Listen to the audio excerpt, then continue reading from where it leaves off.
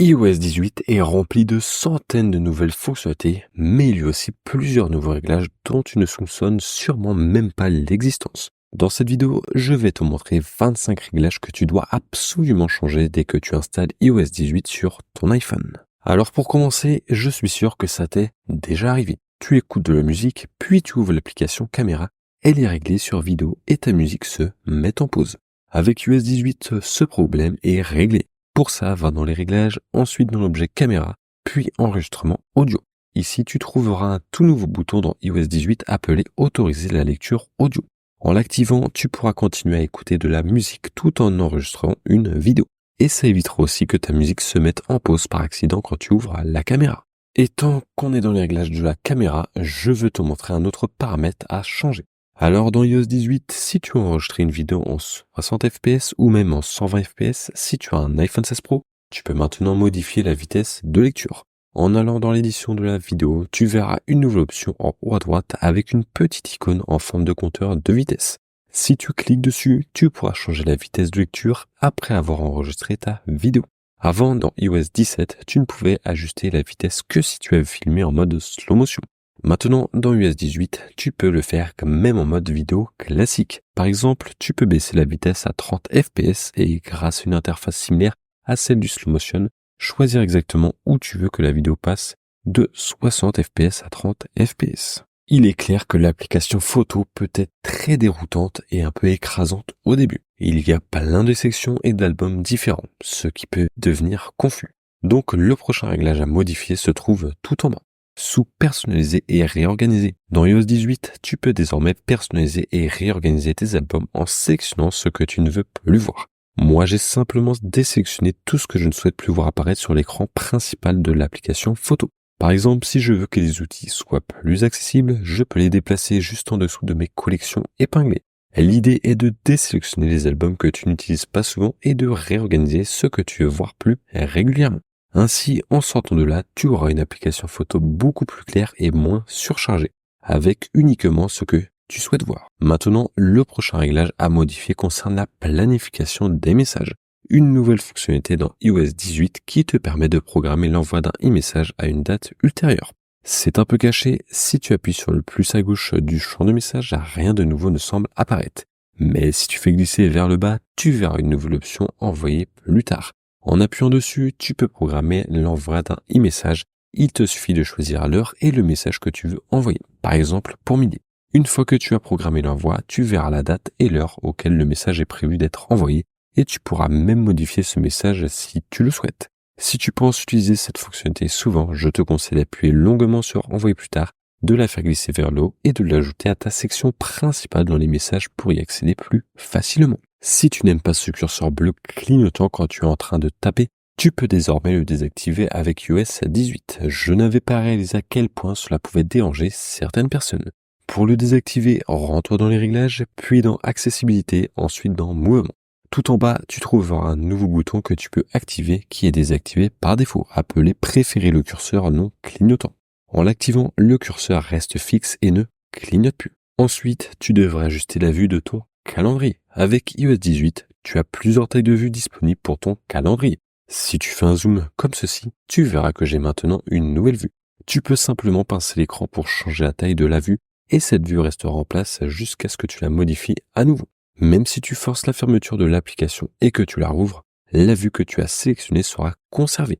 Ajuste-la donc à la taille qui te convient le mieux. Avec iOS 18, tu peux maintenant interrompre Siri en plein milieu d'une réponse. Cependant, cela peut parfois causer des problèmes car si tu dis quelque chose, cela peut stopper Siri avant qu'elle n'ait terminé sa réponse. Mais si tu veux régler ça, va dans les réglages, puis dans accessibilité et tout en bas, dis dans Siri. Ici, tu trouveras un nouveau bouton désactivé par défaut appelé exiger Siri pour les interruptions. Si tu l'actives, tu devras dire Siri ou dis Siri pour interrompre sa réponse. Tu ne pourras plus simplement parler par-dessus elle. Cela peut éviter les interruptions accidentelles lorsque Siri te répond. Parlons maintenant de la batterie. Si tu vas dans les réglages puis dans batterie et que tu accèdes à la section charge, tu verras une toute nouvelle interface de limitation de charge. Avant, avec iOS 17, tu pouvais uniquement choisir de limiter la charge à 80 ou 100%. Maintenant, tu peux définir le pourcentage de charge entre ces deux valeurs par incrément de 5%. Cela signifie que ton téléphone ne se chargera que jusqu'au pourcentage que tu as choisi. Par exemple, si tu règles la charge à 90%, ton téléphone ne dépassera jamais ce seuil, peu importe combien de temps il reste sur le chargeur. Je te conseille de rester entre 80 et 90% car c'est meilleur pour la durée de vie de ta batterie à long terme. Mais tu as aussi la flexibilité d'aller jusqu'à 95% si tu préfères. Cependant, garde à l'esprit que la fonctionnalité recharge optimisée de la batterie n'est disponible que si tu règles la charge à 100%. Si tu la fixes à 95% ou moins, l'option de recharge optimisée sera grisée et désactivée. D'ailleurs, si t'en as marre de péter ton iPhone après une semaine d'utilisation à cause des coques de merde à 2 €, écoute bien, j'ai les meilleures coques du marché et elles sont dispo chez moi. Oui, c'est plus cher que la moyenne, mais la qualité, ça a un prix. Les coques UAG, c'est du solide, résistante au choc, rayures, bosse et en plus, elles claquent niveau style. 100% compatible MagSafe, donc pas de galère avec tes chargeurs sans fil. Si tu veux protéger ton iPhone pour de vrai, clique sur le premier lien dans la description. Attention, j'ai un stock limité, donc ça va partir vite. Maintenant que la recharge optimisée de la batterie n'est plus nécessaire, tu pourrais vouloir désactiver un autre élément qui consomme potentiellement beaucoup de batterie et c'est un réglage bien connu ici.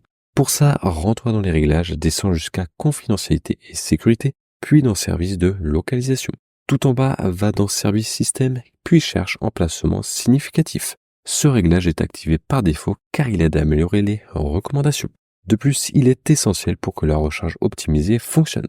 Par le passé, la recharge optimisée était une fonctionnalité incontournable pour préserver la batterie, donc beaucoup laissaient emplacement significatif activé pour que tout fonctionne correctement. Mais maintenant, si tu as un iPhone 15, tu peux désactiver cette option sans souci puisqu'elle n'est plus nécessaire. Pour clarifier, emplacement significatif est une fonctionnalité qui utilise fréquemment ta position pour apprendre les lieux importants pour toi, ce qui peut t'aider avec des recommandations dans Maps, Spotlight, etc. Donc oui, ça peut être utile, mais cela peut aussi potentiellement consommer plus de batterie et entraîner un suivi important de tes déplacements. Si tu n'es pas fan de tracking ou si tu veux économiser de la batterie, tu pourrais envisager de désactiver cette option. Même si cela n'a rien à voir avec la recharge optimisée et que tu n'as pas un iPhone 15 ou plus récent, c'est toujours bon de savoir que ce réglage existe. Ce prochain réglage va vraiment changer la donne pour ceux qui parlent plusieurs langues.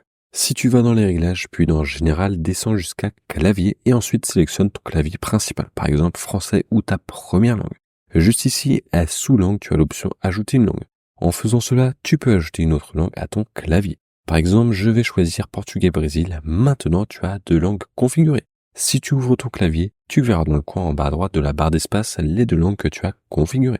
Désormais, tu peux avoir un clavier bilingue te permettant de taper dans 2 langues différentes en même temps tout en recevant des suggestions pour chaque langue. Par exemple, si je commence à taper en français, toutes mes prédictions seront en français. Mais si je change et commence à écrire en portugais, tu verras que les suggestions apparaissent en portugais, tout ça en utilisant le même clavier. Cette prochaine astuce est spécialement pour les utilisateurs d'iPhone 15 Pro et d'iPhone 16 qui ont un bouton d'action. Si tu vas dans les réglages puis dans bouton d'action et que tu n'as jamais vraiment trouvé d'utilité à ce bouton avant, tu pourrais bien en trouver une avec iOS 18. Il y a une nouvelle section dédiée au contrôle où tu peux accéder à des réglages rapides comme dans le centre de contrôle. Mon préféré par exemple, c'est le mode sombre. Avec une simple pression sur le bouton d'action, tu peux basculer ton appareil en mode sombre ou le désactiver. Tu peux aussi l'utiliser pour des réglages de connectivité, des utilitaires, ton portefeuille, ta montre, etc. N'hésite pas à explorer l'onglet contrôle. Il y a également une nouvelle fonction pour reconnaître la musique via le bouton d'action. Si tu utilises souvent Shazam et que tu veux rapidement identifier une chanson que tu entends, c'est super pratique d'avoir cette fonction directement liée au bouton d'action. Avec iOS 18, non seulement tu peux verrouiller des applications avec Face ID, mais tu peux aussi les cacher complètement de ton appareil. Par exemple, si tu ne veux que personne n'accède à ton application Discord, tu peux faire un appui haptique dessus et une nouvelle option apparaîtra. Exiger Face ID. Là, je te conseille de sélectionner à la fois cacher et exiger Face ID, pas juste exiger Face ID. Quand tu fais ça, ton visage sera rapidement scanné et un menu s'affichera pour te demander si tu veux cacher Discord. Cela t'informe aussi que tu ne recevras plus de notifications et que l'application sera totalement masquée. Ensuite, appuie sur cacher l'application et voilà, elle a disparu. Même si tu la recherches, elle ne s'affichera pas. Toutefois, si tu vas dans la bibliothèque d'applications tout en bas, il y a un nouveau dossier appelé Cacher. Tu peux appuyer dessus, scanner ton visage et toutes tes applications cachées s'afficheront à cet endroit. La prochaine chose à changer dans iOS 18 concerne ton expérience de navigation. Safari propose une nouvelle fonctionnalité appelée contrôle des distractions qui est essentiellement bloqueur d'éléments gênants sur les sites web. En appuyant sur l'icône de lecture dans la barre d'adresse, tu verras une nouvelle option intitulée Masquer les éléments distrayants. En sélectionnant cette option, tu obtiens une interface où tu peux choisir les éléments à cacher. Un excellent exemple est la bannière de cookies. Tu la sélectionnes, tu cliques sur Masquer et elle disparaît avec une petite animation. Tu peux faire de même avec d'autres éléments comme un icône en bas de la page que tu trouves gênant. Une fois masqués, ces éléments ne réapparaîtront pas, même après avoir actualisé ta page tant qu'ils restent statiques. Cependant, cette fonctionnalité ne marche pas avec les éléments dynamiques comme certaines publicités. Par exemple, si tu caches une pub dynamique, elle disparaîtra pour la session actuelle, mais réapparaîtra si tu changes de page ou actualises. Donc cela fonctionne surtout pour les éléments statiques comme les bannières pleines pages ou les formulaires de connexion Google qui ne changent pas souvent. Et ça fait une vraie différence pour réduire les distractions en ligne. iOS 18 a introduit l'application Mots de passe, qui est parfaite pour gérer tes mots de passe, clés d'accès, réseau Wi-Fi, etc. Cependant, il y a quelques réglages que tu devrais modifier pour l'optimiser. Avant de parler des réglages, entre d'abord dans l'un des dossiers, que ce soit toutes les clés d'accès Wi-Fi, etc. Puis va dans les options de tri. Par défaut, tout est trié par ordre alphabétique, mais si tu préfères comme moi voir les mots de passe les plus récents, change le tri pour date de modification ou date de création. Cela te permet de voir uniquement les mots de passe créés ou modifiés récemment. Et si tu trouves cette vidéo utile, n'oublie pas de t'abonner. Ce prochain réglage est un peu caché si tu ne le connais pas. C'est le signal de mouvement du véhicule. Pour l'ajouter, va dans ton centre de contrôle et si tu ne l'as pas déjà, appuie sur le plus en haut à gauche puis cherche mouvement. Tu trouveras signaux de mouvement du véhicule. Une fois ajouté, tu peux appuyer sur l'icône pour l'activer automatiquement lorsque tu es en voiture, l'activer en permanence ou le désactiver. Cette fonctionnalité affiche des points animés autour des bords de l'écran qui représentent les changements de mouvement du véhicule. Cela aide à réduire les conflits sensoriels comme le mal des transports sans interférer avec le contenu principal que tu regardes. Si tu regardes Apple TV sur ton iPhone ou iPad, tu vas sûrement vouloir connaître ce prochain réglage. Va dans les réglages puis dans Accessibilité et descends jusqu'à audio et visuel. Là, tu trouveras un nouveau bouton appelé Ajouter isolation vocale qui est désactivé par défaut. Je te conseille de l'activer. Ensuite, lorsque tu regardes un programme, appuie sur les 3 points en haut à droite, puis va dans Audio et sous Amélioration du dialogue. Tu verras une nouvelle option appelée Isoler. Cette option permet d'isoler les voix en filtrant tout le reste, ce qui te permettra d'entendre des dialogues de manière très claire. C'est encore plus efficace que l'amélioration du dialogue classique car cela atténue la musique et les bruits de fond.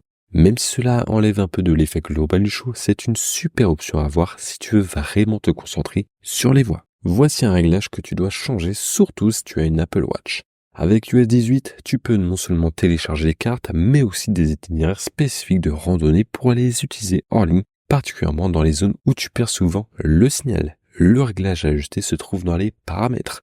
Descends et tu verras un nouveau bouton intitulé Synchroniser avec l'Apple Watch.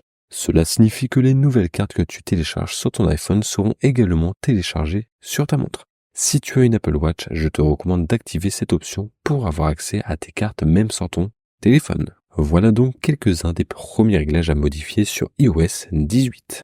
Je te rappelle que j'ai les meilleurs codes pour ton iPhone 16 Pro Max, alors si ça t'intéresse, clique sur le premier lien dans la description. On se retrouve de l'autre côté.